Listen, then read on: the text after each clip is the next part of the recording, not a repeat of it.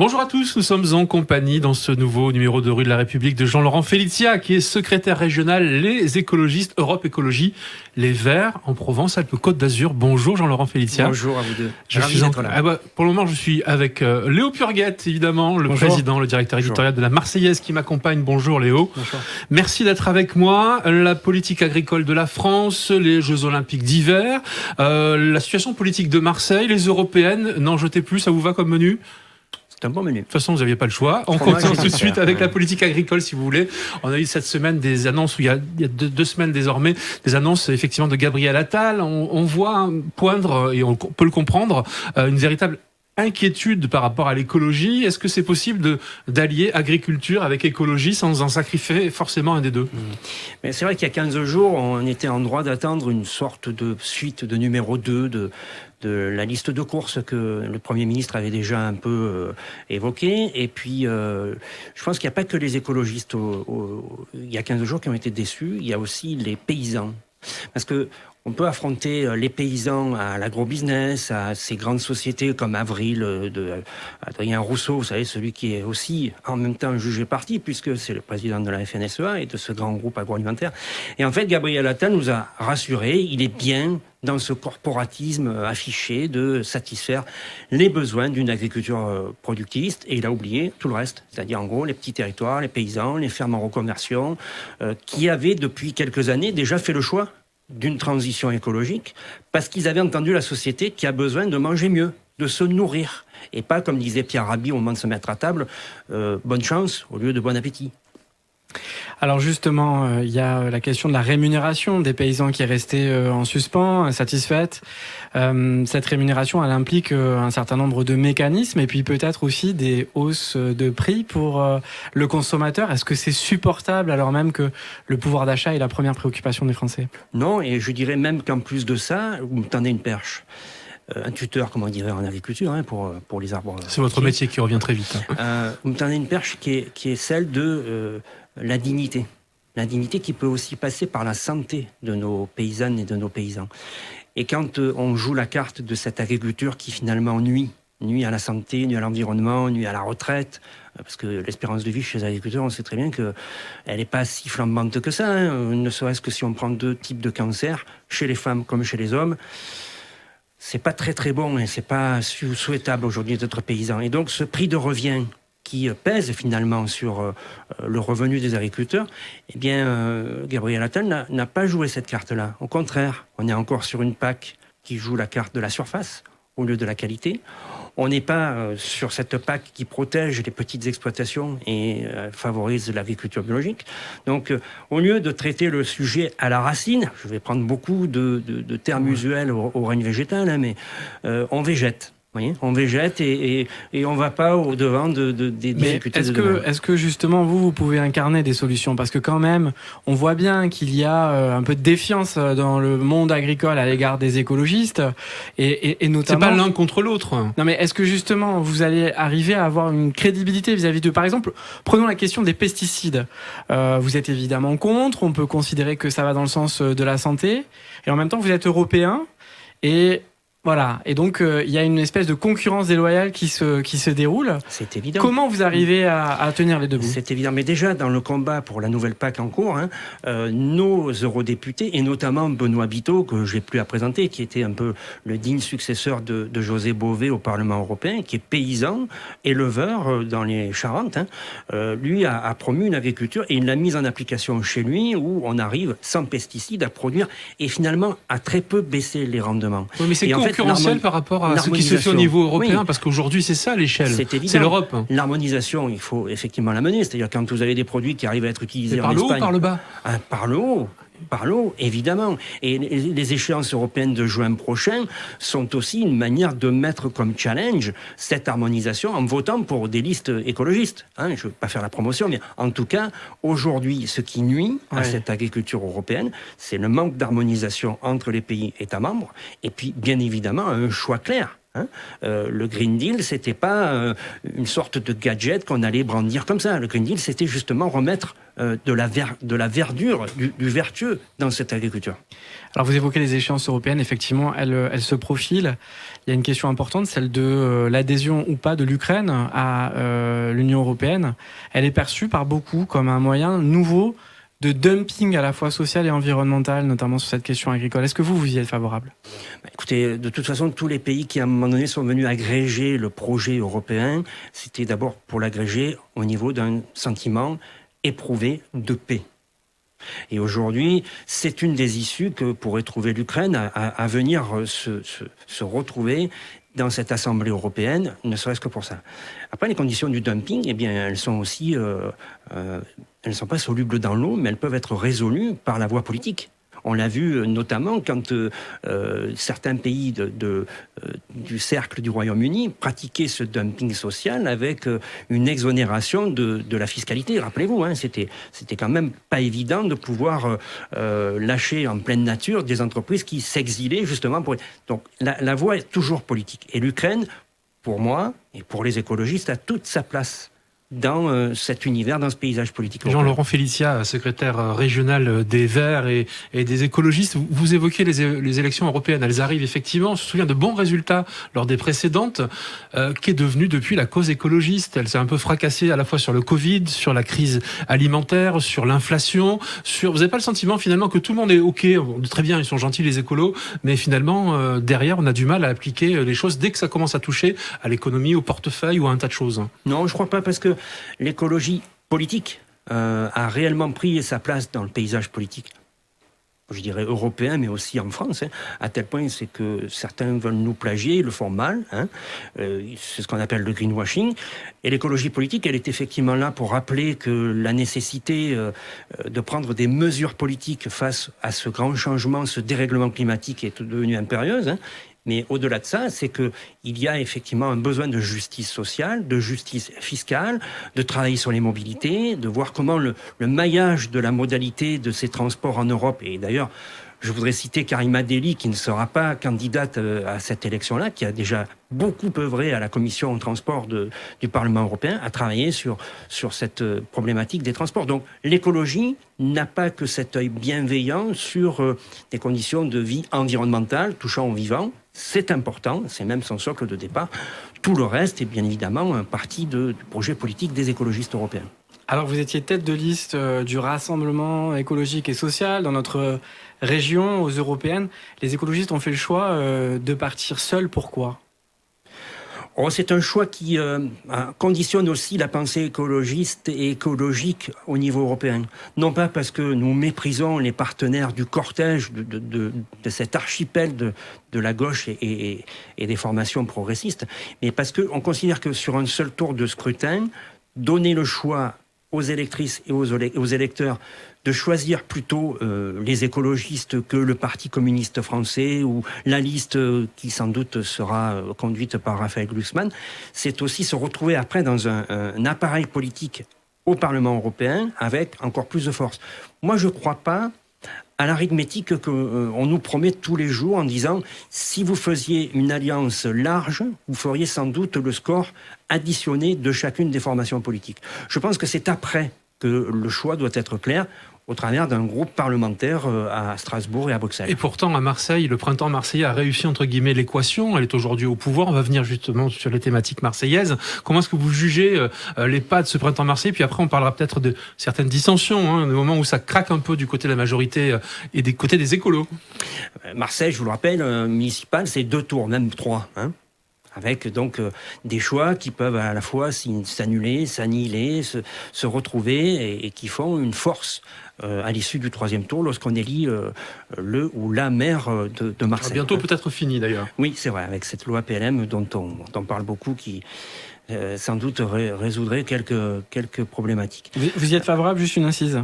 Oui, je pense que ça résoudrait un certain nombre de rapports de force et de contentieux, et notamment peut-être créer plus d'unité sur Marseille, plutôt que de toujours les sectoriser et donc de créer de la division et donc plusieurs Marseille au sein d'un Marseille fort et puissant qui pourrait être celui de la loi PLM. Alors Marseille, le printemps marseillais, les premiers pas, est-ce que ça va dans le bon sens et est-ce qu'aujourd'hui ça offre une alternative intéressante pour la vie des Marseillais? Le regard que j'en ai par rapport au chaos, non pas le chaos actuel, mais le chaos de 25 ans de mandature Gaudin. Ils ont voté quand même les Marseillais pour Gaudin pendant 25 ans. Donc, c'est vrai, mais comme tout pouvoir et comme toute plante... C'est l'ancien maire qui m'a dit de dire ça systématiquement. Ça peut s'étioler, ça peut connaître une certaine usure. On passe finalement d'un mode de gestion, un mode de démocratie et de gouvernance à un nouveau mode de gestion. Et effectivement, c'est pas à vous que je vais l'apprendre, vous n'êtes pas des lapins de 6 semaines. Hein. Le fait que Benoît Payan aujourd'hui, au printemps marseillais, avec les partis satellites qui finalement font la force de cette majorité, ont dû structurer, ont dû construire, ont dû apporter finalement une nouvelle vision politique et quelquefois sur des choix d'aménagement de territoire, sur des choix de gestion des politiques publiques qui étaient aux antipodes de ce qui pouvait se pratiquer ou ce qui s'était pratiqué depuis 25 ans. Et moi, je considère que pour l'instant, le résultat est plutôt prometteur. On est à mi-mandat. Il y a effectivement, peut-être, on en parlera tout à l'heure, de temps en temps des débats, ça peut être un peu tiraillé à Bargemont. Il y a effectivement des incompréhensions, de la confusion. Et pourtant, cette majorité, elle tient. Et elle tient aussi par cette diversité. C'est ça que moi je retiens au bout de 3 ans et quelques mois de mandature. C'est que dans sa diversité, avec toutes les formations politiques, et aussi les collectifs de citoyens, puisqu'il ne faut pas les oublier, ils sont là aussi dans l'hémicycle. Je trouve que le résultat est plutôt prometteur et engage même, je crois, un certain avenir heureux pour Marseille. Alors à la lumière de ce premier bilan, est-ce que vous pensez qu'il faut reproduire le schéma de 2020 avec des listes séparées, dont une conduite par les écologistes, ou est-ce qu'il faut partir assemblé dès le premier tour? Je n'ai pas d'avis sur ça, parce que je crois que d'abord, ce serait prématuré de dire tel ou tel scénario est plus gagnant qu'un autre. En plus, j'aurais aucune légitimité de le dire et de le faire. Pourtant, vous y pensez aux élections municipales. Oui, mais ça, vous y pensez, vous l'avez dit aussi, je crois. C'est un désir qui grandit en moi, hein, mais en même temps, je ne dois pas auto-centrer ce désir et le superposer. À Marseille. Hein. Oui, à Marseille, et le superposer sur ce qui peut se passer. Et moi, je pense que ça doit se passer de manière intelligente, collective, construite et surtout apaisée. Dans le monde où nous vivons aujourd'hui, vous savez, il y a des rapaces politiques qui attendent que le chaos, encore plus que ce qu'il est partout, pour récolter des semences bien moisies. Alors, faites allusion au Rassemblement national, j'imagine. Comment est-ce que, quand on est un délégué régional écologie, on va convaincre les électeurs du Rassemblement national qu'ils font fausse route et que les solutions qu'on leur apporte ne répondent pas finalement aux problèmes qu'ils ont posés? Par des actes, des choix de politique publique. Quand la majorité marseillaise du printemps marseillais est en train de reconstruire des piscines, est en train de rebâtir des quartiers qui avaient été plus ou moins négligés ou abandonnés, quand il met en force ces espaces publics pour en créer des jardins comme celui des Franciscains l'autre jour qui a été inauguré, qui est magnifique. Et là, je peux vous le dire, en tant que professionnel, j'ai été très ému parce que cet endroit respire. Il a un véritable rayonnement sur le quartier. La rénovation des écoles et tout ce qui fait aujourd'hui la vie du quotidien des Marseillaises et des Marseillais.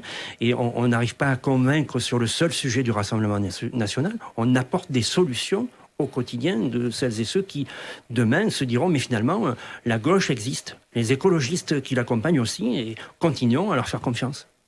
Léo Purguette, pour vous. Il y a un sujet qui préoccupe beaucoup à Marseille, c'est le logement. Il y a une crise très forte, une insuffisance de construction. On entend parfois un peu de dissension sur ce sujet avec les écologistes. Est-ce que vous êtes favorable à des constructions, à monter en hauteur, à construire la ville sur la ville, ou est-ce qu'il vous semble que l'impératif écologique contrarie ces objectifs? Selon ce qu'on entend par impératif écologique, on ne peut pas nier que des constructions nouvelles peuvent prendre place dans un tissu urbain. On a, cela dit, des dispositifs de loi qui sont en vigueur, que la droite, la Macronie, essaye de débâtir un peu plus chaque jour. C'est la loi SRU. On enlève les pénalités, on fait en sorte aussi comme je l'ai entendu il y a quelques heures dans le Var, de montrer du doigt certains qui n'auraient pas lieu d'habiter tel ou tel quartier pour des raisons qui sont très discriminatoires et, à mon avis, même préjudiciables sur le plan pénal. Moi, je considère que la loi SRU, c'est une bonne loi. On aurait pu la mener un peu plus loin dans son dispositif. Et malheureusement, la ministre à l'époque qui en était chargée n'a pas eu le plaisir de le faire. Je veux parler de Cécile Duflot. Et je pense que massifier, c'est mieux qu'étaler, quoi qu'il arrive. Massifier, c'était le principe de la loi SRU. C'est mieux qu'étaler, mais ça ne veut pas dire qu'il faut faire n'importe quoi. Surtout sur une ville dont l'historique en termes d'urbanisation est compliqué à détricoter pour la retricoter, puisqu'on sait très bien, et ça a été tragique, que Marseille est passé par des moments douloureux, justement à cause de la vétusté de certaines de ses artères et de certaines de ses bâtiments. Jean-Laurent Félicia, secrétaire régional Les Verts et Europe Écologie et les écologistes. Si je vous dis écologie punitive, Martine Vassal qui refuse de mettre en place la ZFE, qui la repousse, la ville de Marseille qui envisage de taxer les SUV, c'est noir, c'est blanc, c'est gris. Comment est-ce qu'on fait? Comment on arrive à concilier et vivre ensemble finalement? Qui a raison dans ça? Il n'y a pas de tort ou de raison. Vous savez, le métronome aujourd'hui, c'est le dérèglement climatique. C'est-à-dire, si on considère que s'adapter à ce dérèglement climatique est une punition, bien, la grosse punition, on la prendra dans quelques années. Bien évidemment que ça doit être un souci permanent de nos gouvernants et que ça doit être accompagné. Donc par c'est irresponsable ce qu'elle fait, Martine Vassal, de repousser comme ça la mise en place de la ZFE? Oui, je pense que c'est irresponsable, mais en même temps, ça mérite aussi une réflexion plus approfondie, plus dans le contenu de ces ZFE. Pourquoi? Prenez Marseille dans ses priorités et ses axes de communication les plus directs. C'est compliqué de trouver aujourd'hui, tout de suite, des solutions à la mise en place du dispositif ZFE. On traverse d'est en ouest et d'ouest en est. Pour les plus pauvres en particulier aussi. Bien évidemment. Donc je pense qu'il y a une adaptation, mais il ne faut pas oublier le dispositif qui au départ était prévu pour moins de pollution, des centres urbains plus respirables, avec bien évidemment l'amélioration de toutes les mobilités, quelles qu'elles soient, à tous les niveaux. Et pas forcément partir dans une sorte de productivisme à la chasse je remplace un dispositif qui était polluant par un dispositif qui n'est pas tout aussi sobre, mais toujours aussi linéaire. Léo Purgat pour vous. Il y a une question qui est posée sur les transports marseillais, c'est celle de la gratuité. Des études sont lancées, notamment pour étendre ce qui existe déjà dans le pays d'Aubagne. Est-ce que vous y êtes favorable? Je pense que ça incite. On peut le voir dans la région Occitanie, quand Carole Delga prend des dispositions pour justement... Et qui va payer alors du coup? Qui paye? Les entreprises? mais qui ne paye pas en termes de santé?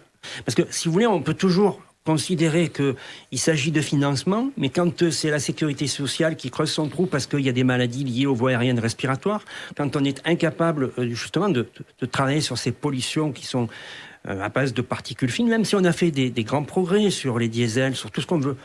Aujourd'hui, on sait qu'on a une densité de déplacements et qu'il faut gérer ça par de la mobilité et des transports collectifs. Il n'y a pas d'autre situation. Et effectivement, rendre gratuit, et on le voit, puisqu'à Aubagne, puisque vous parlez de cette ville qui est une belle expérience, je connais énormément de gens qui ont lâché leur voiture pour pouvoir reprendre le transport collectif. Jeux Olympiques d'hiver, vous êtes contre, vous l'avez dit très clairement, le président Muselier était à votre place il y a quelques temps, vous n'allez pas vous rendre très populaire, dites donc, c'est bien les JO, il y a des retombées économiques, 400 millions d'euros, c'est ce qu'il disait pour la Coupe du Monde, pourquoi c'est pas bien? Oui, et puis il y a des goodies, et puis il y a des dégradations de sites, et puis il y a... Vous étiez pour, à titre personnel, avant le vote des militants? Alors, je n'étais pas pour.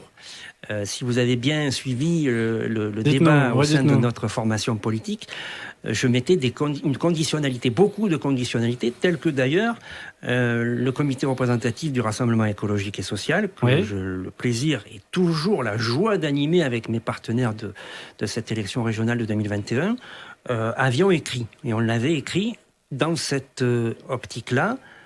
Il y a des Jeux Olympiques aujourd'hui qui, sans doute, à 99,99% de chances, vont être organisés dans les deux régions amies, je le dis avec un petit sourire narquois, Auvergne-Rhône-Alpes et région Sud. Et effectivement, on est en droit, nous, d'exiger que ces Jeux olympiques et paralympiques puissent l'être, si tant est soit-il que le manteau neigeux soit là en 2030, si tant est soit-il. Vous voyez, je fais exprès de mettre plein de si tant est soit-il. Parce qu'effectivement, en tant qu'écologiste... Mais sur ce plateau, Renaud Muselier nous disait que ça serait les jeux les plus économes de l'histoire, qu'il y avait déjà tous les équipements qui étaient bâtis. Vous n'êtes pas d'accord avec ça ? Je suis d'accord quand les bâtiments existants peuvent être réutilisés, mais pourquoi une patinoire à Nice ? Je suis d'accord qu'on puisse, à un moment donné, réutiliser des infrastructures, mais on a quand même pour antériorité Grenoble, 68, Albertville, 92, et des taux d'endettement, notamment Grenoble, qui ont été longs à purger pour les collectivités. On a aujourd'hui des installations, je pense notamment à la piste de bobsleigh à Corançon, vous savez, la Côte 2000, ou encore la piste de saut à ski à Saint-Dizier. Franchement, c'est de très belles infrastructures, mais on aurait pu faire mieux en termes de land art, dans la nature. Donc, effectivement, si on était carré à 100%, allez, je concède 2% à Renaud Muselier, 98% de toutes les infrastructures à venir, à la limite, s'il faut changer de braquet, parce que l'homologation de ces infrastructures a changé depuis les derniers JO, et on les garde telles que, on ne crée pas de réserve collinaire pour pallier aux besoins de la ressource en eau, on n'augmente pas la neige de culture, et donc, on a des jeux qui sont vertueux. Mais est-ce qu'on ne pourrait pas aussi se pencher sur comment on reconvertit la montagne aujourd'hui, que ce soit celle de Charence, au-dessus de Gap, ou d'autres de moyenne altitude, alors qu'il n'y a plus de neige depuis déjà bien 15 ans, à une activité économique viable, durable et responsable. C'est peut-être ça la vraie question des JO de 2030. Voilà, peut-être la question et des réponses probablement dans les prochains jours, en tout cas je l'espère, avec des propositions de votre part. Merci Jean-Laurent Félicia d'avoir été notre invité, secrétaire régional les écologistes Europe Écologie Les Verts. Merci à Léo Purguette d'avoir été notre compagnie ce dimanche. C'est une excellente journée. Merci.